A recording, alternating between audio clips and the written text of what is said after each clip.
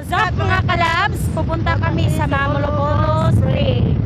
Maliligo kami doon at magpa-vlog.